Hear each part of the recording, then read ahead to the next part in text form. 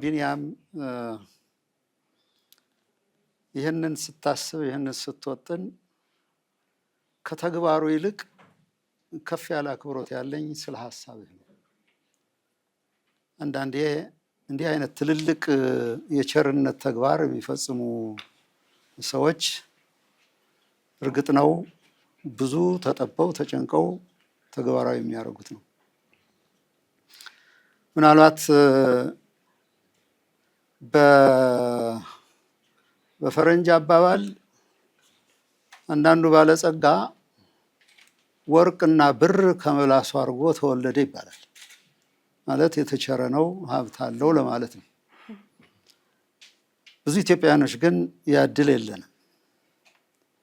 ከገጠር ከአርሶ አደር ወይም ከከተማ ከደካማ ቤተሰብ ወጥተን ነው ህይወት በፈቀደልን መንገድ ሀሳባችን በተለመው ልኬታና መጠን ህይወታችንን የምንመራው።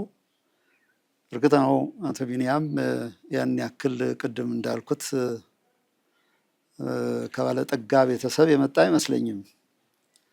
ነገር ግን ከባለጠጋ በላይ ይሄን ያክል ከፍ ያለ ሀሳብ በማመንጨትህ ከተግባርህ ይልቅ እሱም ትልቅ ዋጋ የሚሰጠው ሆኖ ማሰብህ ግን እደነቃለሁና በዚህ ሁሉ በረከት ከፍ ያለ ምስጋናዬን ላቀርብ እወዳለሁ። የማህበራዊ አገልግሎት በዋነኛነት የመንግስት ኃላፊነት ነው። ይሄ በተለይ ከማህበራዊ ስርዓት ጋር ከህዝብ ጋር ቅርርብ ያላቸው መንግስታት በአብዛኛውን ከሶሻል ዴሞክራሲ ጋር የተያያዙ ማህበረሰባት በአብዛኛውን ለማህበራዊ አገልግሎቶች ደካሞችን በመጦር ደረጃ በማሳከም ደረጃ ላቅ ያለ በጀታቸውን ይመድባሉ። እኛም በአብዛኛውን የምንከተለው ይህንን መንገድ ነው። ምናልባት የጠነነ ገበያ መር ባላቸው እና ያንን ስርዓት በሚከተሉ ግን ምንም እንኳን የሶሻል ሴኩሪቲ ስርዓት ቢኖራቸውም አብዛኛውን ግን ስራው የሚያከናውኑት በበጎ አድራጎት ድርጅቶች ነው። ስለዚህ የመንግስት ኃላፊነት በሶሻል ፖሊሲው ላይ የተቀመጠ ነው። አብዛኛውን እንግዲህ በሴፍቲ ኔት ፕሮግራም በብዙ ሚሊዮን የሚቆጠሩ የሚመረጥ አግባብ ባይሆንም በብዙ ሚሊዮን የሚጠጉ ኢትዮጵያውያኖች ድጋፍ ያገኛሉ። እንዲሁም ደግሞ መለስተኛ ድጎማ ደግሞ በጤና ኢንሹራንስ እና በተለያዩ ሲስተሞች እንደዚሁ ድጋፍ ይደረግላቸዋል። መንግስት ትልቅ ኃላፊነት አለው፣ ምክንያቱም አገልግሎቱ በሙሉ የህዝብ በመሆኑ። ስለዚህ የተመረጠው መንገድ የመንግስትንና የህዝብን አቅም እንዲሁም ደግሞ ብርቱ የሆኑ ፊላንትሮፒስት ወይም በጎ አድራጎት ድርጅቶችን አቅም በማሰናሰን ይህን የመሰለ ትልቅ ኃላፊነት መወጣት ነው እና በማህበራዊ ፖሊሲው የተቀመጠ ነው። ህገ መንግስቱም ክሊርሊ ነው የሚያስቀምጠው፣ በግልጽ ነው የሚያስቀምጥና በዚህ ማዕቀፍ ብናየው ብዬ ነው። እንግዲህ በተለይ በሽግግር ላይ ያሉ ሀገራት አብዛኞቹ እንግዲህ ከድህነት አረንቋ ለመውጣት መታገል አይደለም፣ በዋነኝነት የማህበረሰባቸው ህይወት የሚለወጠው በስራ ነው። ስራን መፍጠር ደግሞ ቁም ነገር ነው። አሁን ይህንን ለማድረግ ደግሞ ራዕይ ያለው ሊደርሺፕ ወይም አመራር፣ ራዕይ ያለው ሀሳብ፣ መለወጥ መቻልን መርህ ያደረገ እንደሚቻል የሚያመነ ሊደርሺፕ በሚኖርበት ጊዜ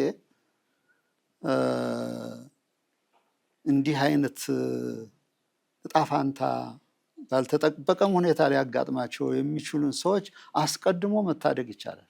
እንግዲህ እንደ ግለሰብ ካየነው አንድ ነገር ነው። ግለሰብ ያልተመቸ ወይም ደግሞ እንቅፋት ያጋጠማቸው፣ ኑሮ ፊቱን የዞረባቸው፣ የተንገላቱ እሱን ማየት ይቻላል። እንደ መንግስት ሲታይ ግን በአብዛኛው እንግዲህ እንደ ማህበረሰብ ነው የሚታየው።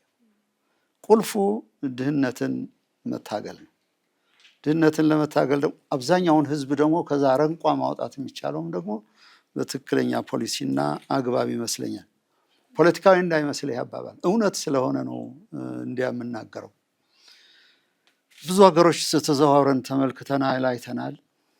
ቅድም እንዳልኩት በሶሻል ዴሞክራሲ መርህ ላይ የሚጓዙ አብዛኞቹን ከበጎ አድራጎት ወይም ከሶሻል ሴኩሪቲ ጋር የተያያዘ አጽንኦት ስለሚሰጡ ሰው ወድቆ አይወድቅም።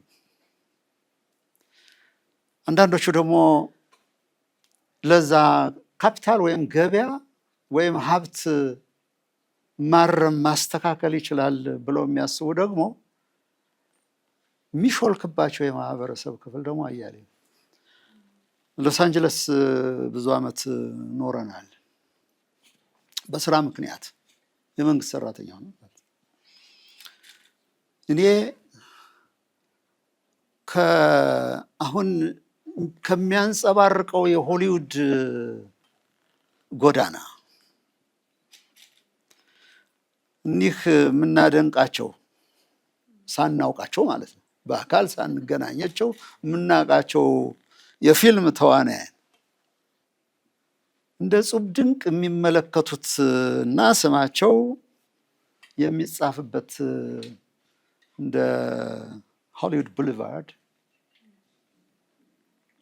ያን አይቶ ሮዲዮ ቡሊቫርድ ያን አይቶ የተደነቀ የተጠበበ ትንሽ ማይል ወደ ታች ደግሞ ስኪድሮ የሚባል ቦታ አለ። ከቪየትናም ጦርነት በኋላ የተጀመረ ነው። እዛ ያለ ነዳያን፣ እዛ ያለ ተጎጂ አሁንማ ብሶበታል። እዛ ያለ የተለያየ እጽ የተጠቃ መጠለያ ያጣ በድንኳን በቱቦ የሚኖር ሳይ ደግሞ የማህበረሰብ ቅራኔና ውጥንቅጥ እንዴት ከባድ ፈተና እንደሆነ እንመለከታለን። ይሄ እንግዲህ ጎዳና ተዳዳሪ ለመሆን መርጦ የሄደውን አይደለም የምጠቅሰው፣ እዛው ነዋሪውን የምጠቅሰው ያለው። ስለዚህ የመንግስታት ኃላፊነት ነው ብሩህ የሆነ ፖሊሲ ካላቸው፣ እቅድ ካላቸው ለመፈጸም ዝግጁ እስከሆኑ ድረስ ይህንን ቻሌንጅ በሙሉ ኦቨርካም ማድረግ ይቻላል ነው። በመንግስት ብቻ የሚጣል ኃላፊነት አይደለም። ወደ 130 ሚሊዮን እየተጠጋን ነው። ይህ ሁሉ በልቶ ማደር አለበት። መንግስት ይመግበዋል ማለት አይደለም፣ ግን ሰርቶ ጥሮ ግሮ በላዋን ጥፍጥፎ ማድረግ ይቻላል። ደግሞ እኛ ኢትዮጵያውያኖች የምንችል ይመስለኛል። ላላት ተጭኖን የነበረው ለመስራት መነሳሳት ፍዳ ዕዳ መስሎ ይታየን የነበረውን አሁን ከነ ችግራችን ከነ ጥረታችንም ማራገፍ ችለናል። ለነገሩ እኛ ስንመሰክረው ምናልባት ብዙ ላይ ይደነቅ ይቻላል። የውጭ ሀገር ሰው ሲመሰክረው ግን ፈርዶብን አብረን እናደንቃለን። ስለዚህ አሁን የምናየውን አሁን ነበር ተውት። አሁን ይህ ሀገር እንግዲህ በተደጋጋሚ ተነግሯል፣ እንዲህ ይለወጣል የሚል በህልማችንም አናየውም። እንኳንስ በሁን ይፈጸማል ተብሎ ግን መስራት እስከቻልን ድረስ አቅጣጫ እስከተከተልን ድረስ የዛሬን ሳይሆን ነገን ምን ይሆናል ብለን መተለም እስከቻልን ድረስ ከማንም ሀገር የማይተናነስ ካፒታል ሲቲ ዋና ከተማ ነው እየገነባ ነው ያለው። ይህ ብቻ በዚህ ሳይወስን በሌሎቹም ባይ ዘ ወይ ይሄ እንግዲህ ከመስራት ጋር የተያያዘውን ነው።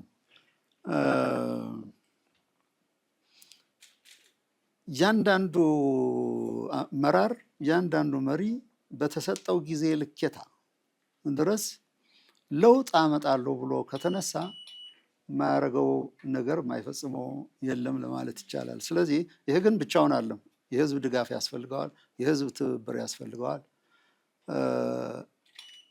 ከተሜነትን በብልጭልጭ አንጻር ብቻ የሚያይ ከሆነ ሰው ፈርዶበታል ማለት ነው። አለማሰብን ተጎናጽፏል ማለት ነው። ዘመናዊነትና ከተሜነት የሀሳብ ትራንስፎርሜሽን ነው፣ ለውጥ ነው። ስናት ቢልዲንግ የምናየው መብራቱ አይደለም። ያ የሚፈጥረው ብሩህነት ቀላል አለ፣ እንደ ኢንላይትመንት ነው። ያ ደግሞ ብሩህነት ሌላ ተጨማሪ ሀሳብን ይጨምራል ማለት ነው። እና እንግዲህ ኦፍ ትራክ ከሆንኩ ይቅርታ፣ በዚህ አንጻር ለማየት ፈቅጄ ነው። መልእክቴ ከልብ እንዲደርስ እያንዳንዱ ሰው እንዲያሰላስለው ለምን ኢትዮጵያዊው መቄዶንያን መደገፍ አለበት የሚለውን እንደ አንድ 3 ነጥቦች ላስቀምጥ። አንደኛ መቄዶንያ መደገፍ ያለበት እንደኔ እይታ ይሄ ቦታ እርግጥ ሀሳብህን አድንቅ ያለው ነገር ግን የርህራሄም ማዕከል እንደሆነ ስለተመለከትኩ ነው። ለተቸገሩ መድረስ፣ ለወገን መቆም ይህ ድርጅት ተግቶ የሚፈጽመው ስለሆነ ይህን ድርጅት መቄዶንያን መደገፍ ትልቅ ብፁዕነት ነው፣ ትልቅ እርካታን የሚሰጥ ነው። አንዱ ይሄ ነው። ባለፈው ዓመትም ዘንድሮም እንዳየሁት በዚህ ድርጅት በመቄዶንያ ተስፋ መቁረጥ፣ ተስፋ ማጣት ሲሸነፍ አይቻለሁ። ድል ሲደረግ ተመልክቻለሁ። በአኳያው ደግሞ ሕይወት የሚለመልምበት ቦታ ነው። ይህንን አስተዋያለሁ። ነገ ምን እንደሚሆኑ የተጨነቁ፣ የተጠበቡ፣ የተቸገሩ እናቶች፣ አባቶች፣ እህቶች፣ ወንድሞች፣ ወጣቶች ቅድም እንዳላችሁት ትልልቅ ቦታ ደርሰው የነበሩ ግለሰቦች ተስፋቸው ለምልሟል። ስለዚህ ከስጦታዎች በላይ ደግሞ ተስፋን መዝራትና ተስፋ የቆረጠን ሰው ይህ የህይወት ኑሮ እና ሩህ የለመለመ መሆኑን ማሳየት ነው። ስለዚህ መቄዶንያ አንዱ በዚህ አንጻር ትልቅ አብነት ይመስለኛል እና ብንደግፈው ለራሳችን በረከት ነው፣ ለራሳችን ጸጋ ነው ለማለት ነው። ሌላው መቼም ባለፈው ዓመት በስፋት ጎብኝቻለሁ። አሁን ጥቂት ነው። ባለፈው ዓመት ባየሁበት ጊዜ በሞትና በህይወት መካከል ያለው ቀጭን ገመድ እጅግ ስስ እንደሆነ ተመልክቻለሁ። ከሞት አፋፍ ላይ የነበሩ ሰዎችን በየተለያዩ ቦታዎች ዞሮ በወሳንሳ በቃሬዛ አንስቶ እንዲህ ያችን የሳሳች ገመድ ትጠነክር ትበረታ ከደር በማድረጋችሁ ከፍ ያለ ምስጋናዬን አቀርባለሁ። ስለዚህ ይህንን ያየን ይህንን የመሰከርን ኢትዮጵያውያን ነገ ምን ይመጣብናል ብለን በመስጋት ሳይሆን በመቸር ህይወትን ማዳን እንችላለን። ለራሳችን ፈርተን አለን፣ ለራሳችን ሰግተን አለን። ግን መስጠት ምን ያክል ፋይዳ እንዳለው ለማሳየት ነው። እንግዲህ የህይወት ሙሉነት የሚረጋገጠው ካለ ቆርሶ በመስጠት ነው። እርግጠኛ ነኝ ኢትዮጵያውያን ለዚህ የሚታክቱ አይደለም። በሀገራችን አባባል ብዙ ጊዜ ምርቃት ሲሰጥ በወጣ ይተካ ነው ይባላል። ይሄ ቀላል አባባል አይደለም። የሀሳብ መሰረት ያለው ነው። የፍልስፍና መሰረትም ያለው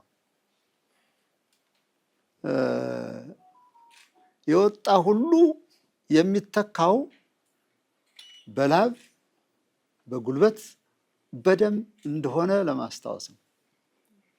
በእርግጥ የወጣ ሁሉ ይተካል ሲባል አጓጉል በሆነ መንገድ ይሆናል ማለት አይደለም። ስለዚህ ለመቄዶንያ መስጠት ምልአት ይሰጣል። ባይተካም እንኳን የሰጣችሁት የመንፈስ ብርታትን ያጎናጽፋልና ስለዚህ መልካምነትን ቅን ለሆኑ ሰዎች ብዙ አስቸጋሪ አይደለም። ስለዚህ እኔ ሁልጊዜ የምተማመነው አይሎም ገዝፎም ማየው ኢትዮጵያዊን ቅንነትን፣ ኢትዮጵያዊ መልካምነትን፣ በጎ አድራጊነትን ስለሆነ አሁን ከ9,000 በላይ እዚህ በመቄዶንያ ድርጅት አገልግሎት ያገኛሉ። ቅድም ጠይቄው ነበር የቀን ወጪ ስንት ነው ብዬ 3 ሚሊዮን ምናልባት ሊበልጥም ይችል ይሆናል። ምን ያክል ብትተጋ፣ ምን ያክል ብትሰራ፣ ምን ያክል ብትጨነቅ እና ብትጠበብ ነው የዕለት ጉርስ 3 ሚሊዮን አውጥቶ እነዚህን ውድ ኢትዮጵያውያን መታደግ የሚቻለው። ስለዚህ ይህንን እንመልከት፣ ይህንን እንይ፣ ከዚህም ብዙ እንማር። ዛሬ የምትሰጡት ኢትዮጵያውያን ወገኖቼ ወይም የምንሰጠው ድጋፍ የህሊናም የመንፈስም በረከትና አስራት ነው። ስለዚህ ይህንን በማሰብ እንረዳዳ። እንግዲህ አንድ ኢትዮጵያዊ መቼም መጨረሻ ላድርገው፣ ከሰው ደጃፍ መቆም ከባድ ነው። ልመና እሳት ነው፣ ፊት ይበላል፣ ቅስም ይሰብራል። በመኖርና ባለመኖር መካከል ነፍስ በምትያዝበት ጊዜ ለመኖር ሲባል ምናልባት ልመና ይወጣ ይሆናል። ኢትዮጵያውያን ልመና ባህሪያችን አይደለም። በተለይ ደግሞ ከተቸገርን እንኳን የምንለምነው እርስ በራሳችን ከሆነ ምልአት ይሰጠናል፣ በረከት ይኖረዋል። ስለዚህ የምትሰጡት ሁሉ ለዛ በረከት የሚውል ነው እና ልመናዬን አታሳፍሩኝም፣ ስጦታችሁን እጠብቃለሁ። እንግዲህ እንደ ሀገር እንደ ፕሬዚዳንትም እንደ ዲፕሎማትም ብዙ ዓለም መድረክ ቆሜ የኔ ኢትዮጵያዊነት ምልአት የሚኖረው ሀገሬን ዲፌንድ ሳረግ፣ ሀገሬን ስከላከል፣ ስሞግትላት ነው ለእኔ ምልአት የሚሰጠው። የሚያሳዝነኝ የነበረው ደግሞ ስማቸውን አልጠቅስም፣ አንዳንድ በመስጠት የሚታበዩ ድርጅቶች ፊት ልመና ስቆም ነበር።